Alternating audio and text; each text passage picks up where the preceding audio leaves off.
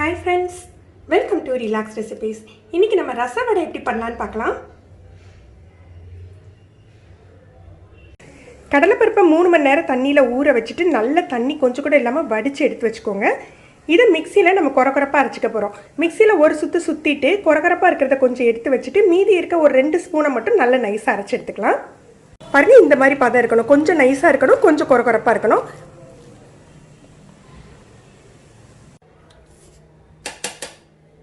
இப்போ இதோட உப்பு சேர்த்துக்கலாம். தேவையான அளவுக்கு உப்பு சேர்த்துக்கோங்க. வெங்காயம், பச்சை மிளகாய், கருவேப்பிலை 3ஐயும் சேர்த்துக்க போகிறோம்.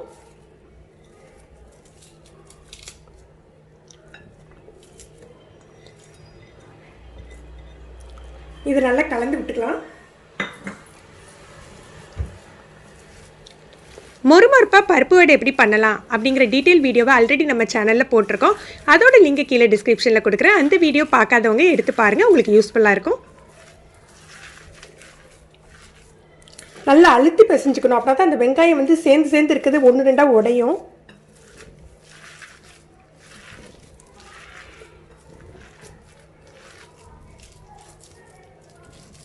இப்போ உங்களுக்கு தேவையான சைஸுக்கு தகுந்தாப்புல இந்த மாதிரி உருட்டி எடுத்துக்கோங்க.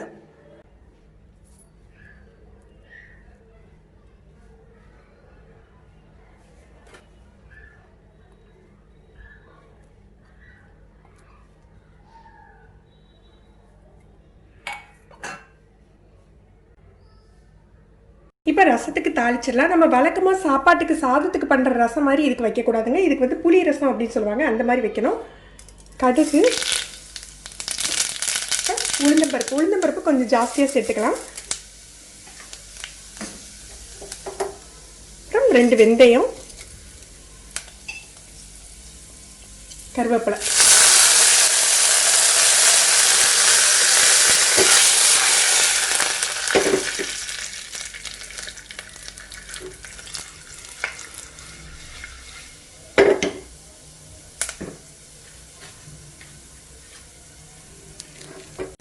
இதோட மிளகாத்தூள் ஒரு 4 கிள்ளி போட்டுக்கோங்க.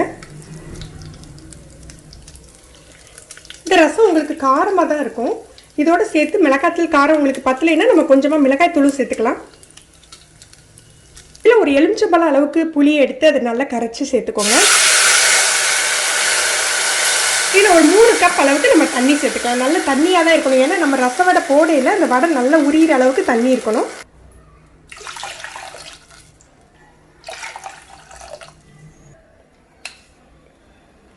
உப்பு,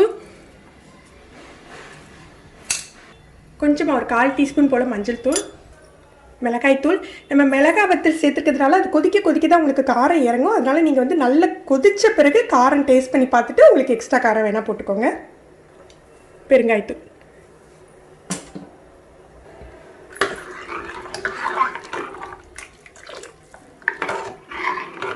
இது நல்லா கொதிக்கணுங்க. நம்ம வந்து ரைஸுக்கு வைக்கிற ரசத்தை ரொம்ப கொதிக்க விட மாட்டோம், ஆனால் இந்த ரசம் கொதிக்கணும். அதே மாதிரி இதில் மல்லித்தலை நம்ம சேர்க்கக்கூடாதுங்க. மல்லி இலை சேர்க்காம தான் இது வைக்கணும். ரசம் கொதிக்கட்டும், அதுக்குள்ளே நம்ம வடையை தட்டி போட்டு பொரிச்சிடலாம்.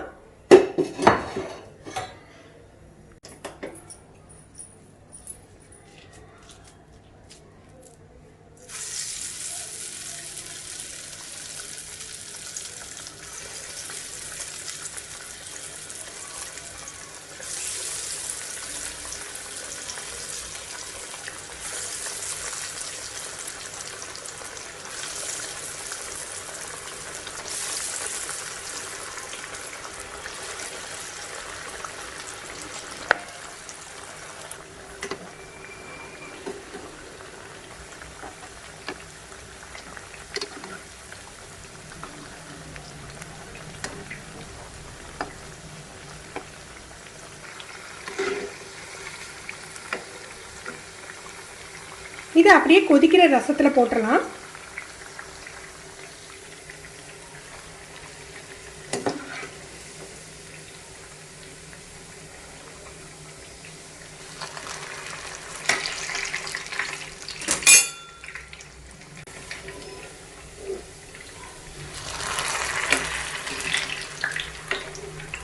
உங்களுக்கு இந்த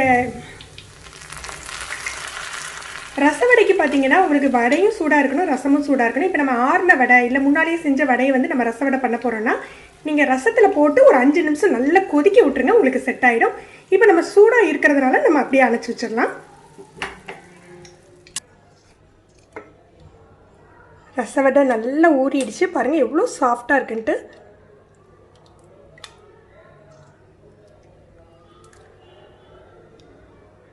ஃப்ரெண்ட்ஸ், நீங்களும் இந்த ரெசிபி ட்ரை பண்ணி பாருங்கள், எப்படி இருந்தது கமெண்ட் பண்ணுங்கள். உங்களுக்கு இந்த வீடியோ பிடிச்சிருந்ததுன்னா லைக் பண்ணி உங்கள் ஃப்ரெண்ட்ஸ்க்கெலாம் ஷேர் பண்ணுங்கள். தேங்க்யூ.